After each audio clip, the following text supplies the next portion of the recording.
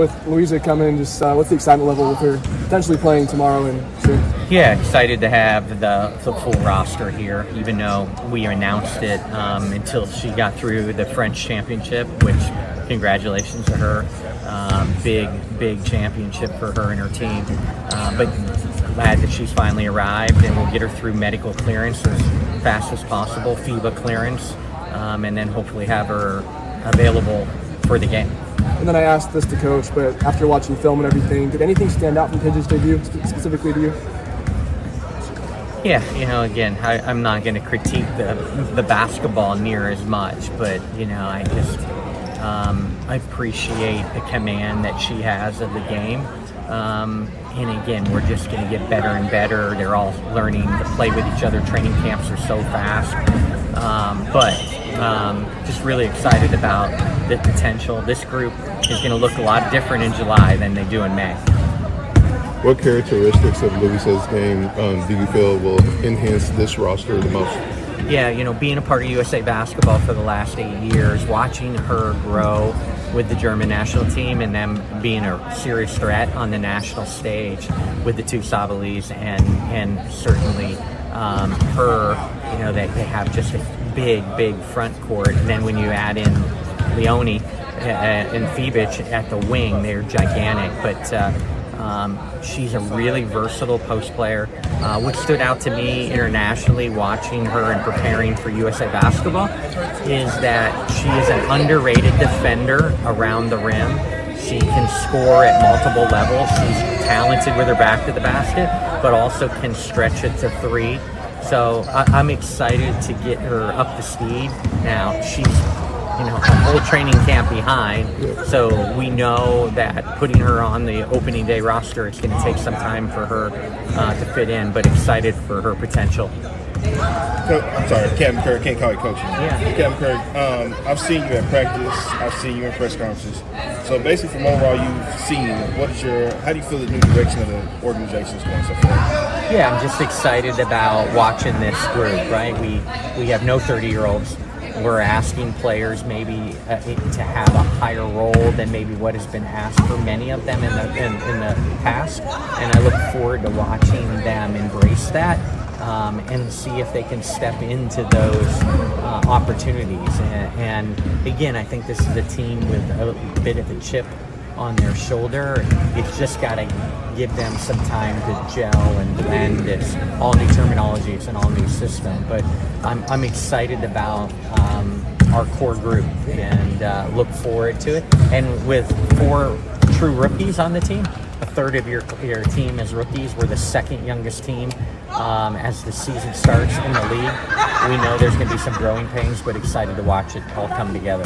So how did it feel to see the other night of a room full of media people here? I mean, that's based off of what you've pretty much built so far. Yeah, it was when I walked into the media room, I was like, that was a true media room. It's never been that way before here. And it was really nice to see, even in my decade here, with some of those great Connecticut teams and in the finals, even in some of the finals, you didn't see that many media in a post-game press conference live. So it's a fun time here in Dallas. And again, success is going to be defined in many ways this year. It's not always going to be by the wins, but many other ways too.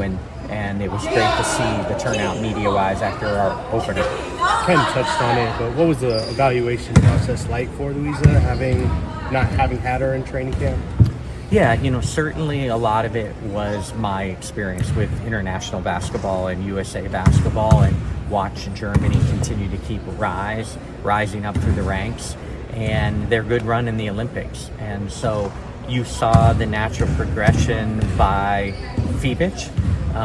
You know how talented the Sabalis are. So watching her play with those three, she's certainly the next German that has a chance to leave her mark in this league. It'd be an adjustment. It's going to be different than the French league, as successful as she was in the championship they just won. It'd be an adjustment, but can't wait to get her into the fold. To kind of just touch on the future a little bit, just can you give us any updates on developments of what's happening downtown?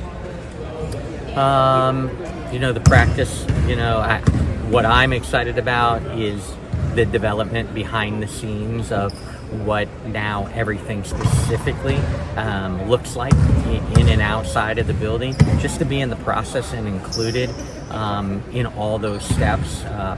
Greg's doing an amazing job leading the way. I will just tell you that practice facility is going to be special. What goes into the process for establishing like a timeline for a player like Luisa, who's got overseas obligations, and how important is it to have that trust with representation to have that work? Yeah, obviously she was in an elimination game in the quarterfinals. We had a flight booked. She advanced to the semis.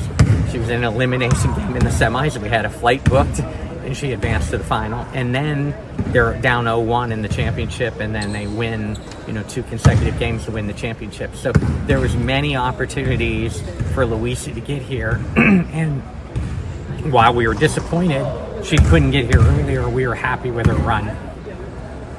What's it been like for you just being in only an executive role now after also having coached for all these years? Yeah, what I've shared with a bunch of people is I have no regrets. I don't sit there and want to be Chris. What at times is the hardest for me is wanting to help Chris.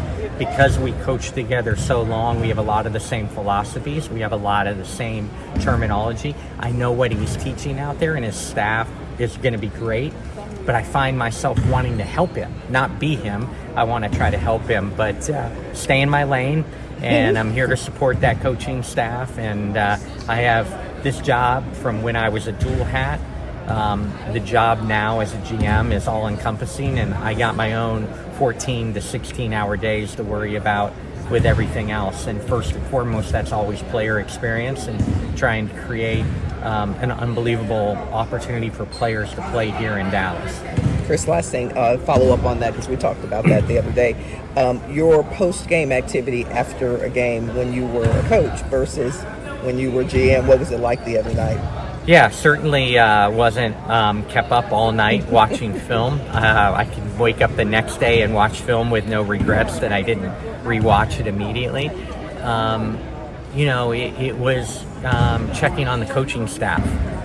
It was checking on, how was the game day, things in the arena that maybe fall under my umbrella. So there was things still that I was checking off my things to do list, but certainly not watching film and sleepless nights after a third quarter like that. I would have been up, for hours and hours and hours dissecting it. Now I could just be a support network for the coaches and obviously all the other activities that happened throughout the night that I had to deal with.